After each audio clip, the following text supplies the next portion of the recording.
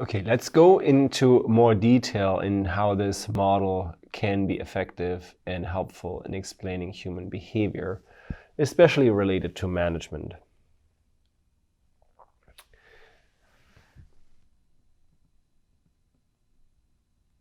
What I made the case for is a scientifically grounded understanding of who we are as human beings. This surprisingly well matches with the insights of philosophy and of theology, or the ancient wisdom traditions over time. E.O. Wilson calls this humanistic perspective a consilience of knowledge. The sciences, the natural sciences, as well as the social sciences and the humanities are converging on insights about who we are as human beings. This is in fact the foundational questions of all or many inquiries in science, in religion, and beyond.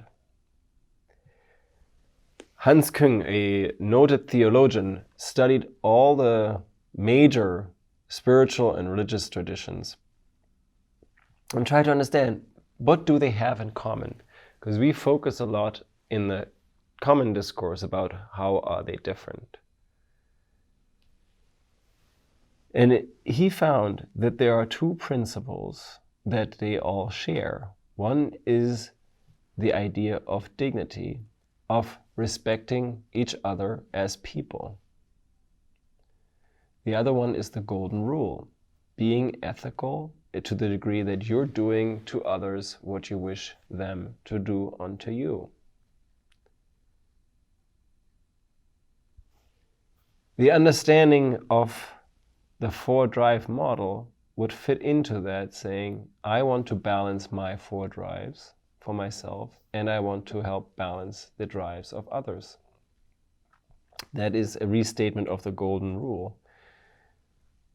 It also respects the full humanity of others in that sense, that yes, I don't only want to maximize profit and be greedy, but I am more fully human when I have good social relationships, when I have meaning and purpose in life, and when I feel safe. Aristotle already earlier said we human beings are social animals endowed with reason. The social speaking to the drive to bond, and the endowed with reason to the drive to comprehend, where animal stands for all those species that need to acquire and defend. So in many ways, this is something that tells us a little bit more about who we are as human beings, I would argue, than the other economistic perspective. Key principle, again, is that we're not maximizing one drive. We're not maximizing the drive to acquire over the drive to bond, or the drive to bond over the drive to comprehend, or the drive to defend over the drive to bond, but that we're able to balance. And this balancing act, quote unquote, is what makes us fundamentally human. We're not necessarily very good at balancing. We oftentimes are leading lives in unbalanced ways. But managers, in some way, could be seen as tasked to help with that balance.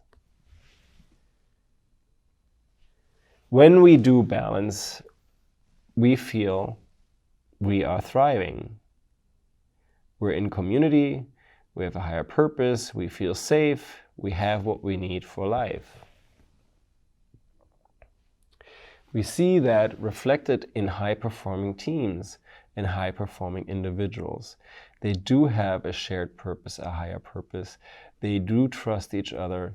They do have the skills and resources they need to acquire and do things that they want to do. And they feel psychologically and physically safe.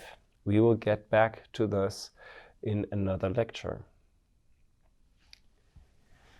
What I want to share with you now is how imbalance is very detrimental to us. In fact, it kills us at the extreme. When imbalance occurs, I would argue the drive to acquire is maximized. We do have trouble. And I don't know how many of you know Bernie Madoff and the crisis that occurred when he was found out to have abused billions of dollars in trickster schemes in order to maximize his own benefit and cheat others. He is now in prison. In other times, he might have been killed because people created laws to suggest that somebody that is an opportunist, somebody that is amoral, shouldn't be around. In a more tragic fashion, we have here the image of a student who was working at an investment bank in London for 60 hours uninterrupted, I believe. Clearly, he was a very driven person, wanted to acquire a good job, a good salary, be successful. Unfortunately, he collapsed and died as a result of exhaustion, which is tragic. Yet it shows he was pursuing the drive to acquire without balance. Now, we all do this every now and then, and that's clear. That's part of what makes us human. But this is to showcase that when imbalance occurs, it is not conducive to us and our survival. Pursuing the drive to acquire is not healthy. Now, imbalances occur on different levels. There is an imbalance when we maximize the drive to bond as well. Not only the drive to acquire can be maximized, so can the drive to bond. And what occurs is oftentimes gang-type behavior. Gang wars are very common. People die. Not because they're rational and they say this is a great thing to do, but because they put gang and community above everything else. They're imbalanced. They're not pursuing any kind of balance in terms of safety or meaning making or acquisition. We have symbols and examples from history when nations maximize their drive to bond above any other, then oftentimes it leads to war and destruction. Not a typical signal of evolutionary success. Imbalance can occur when we maximize the drive to comprehend. Ideologues, suicide bombers, Al-Qaeda, but also Christian Templars, crusaders, pursued an ideology, a drive to comprehend, a meaning above everything else. And they're basically willing to die for that purpose. Again, in a survival perspective, this doesn't make much sense. It is imbalanced, and therefore it does cost people their life. Not a great strategy to flourish. This image here is of Ted Kaczynski, the Unabomber, as he's known, who hid in the forest, who thought the world was against him. He needed to defend the world. He was maximizing his drive to defend by sending bombs and threats out to the world. And when he was finally captured, he is now in prison. He basically just wanted to share his view of the world as he needed to defend himself, he needed to defend his views, etc., etc. He is living in prison, as far as I understand. Also not a great strategy for flourishing, and therefore another example of imbalance just on the other another drive. Main point here is that yes, we all get into imbalance. This humanistic perspective, however, can see us when we do feel best, when we do excel, when we do flourish. And it is, in fact, a balancing act, according to that perspective, not a maximization act. We see this reflected on individual levels, on team levels, and organizational levels. When imbalances occur, teams do not work well. Low psychological safety, for example, when people are not speaking up, when people communicate and avoid conflict, is they're not safe, they're not feeling safe, and therefore they also don't contribute to the team. When fear is strong, people don't necessarily want to innovate, want to engage.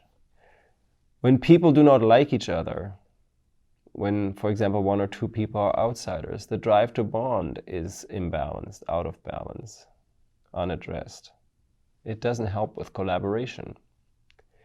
If there is no consensus on the purpose and direction of a team or a group, it doesn't work very well.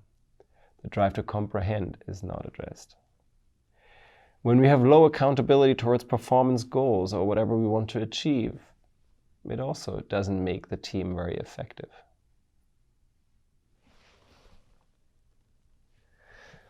We see organizations and companies that have their drives in balance. They are rare, but they exist. Here's a number of them. They are not the typical ones, but you might know about B corporations and social enterprises and cooperatives. And these are organizations that look to balance the four drives. The typical organization that we're talking about right now, the corporation, oftentimes is imbalanced. And it oftentimes leads to bankruptcy, as we've seen in Lehman Brothers case, in the Enron case, or Wells Fargo, and other scandals where it seems obvious that these organizations are simply just driving to acquire most and maximize their personal, individual, organizational gain over and above the others.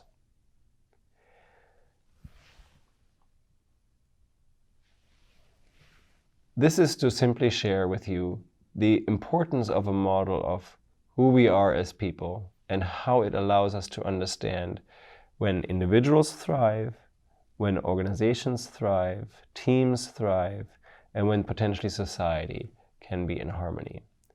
This is critically important, I would argue, to address the challenges that currently managers are facing.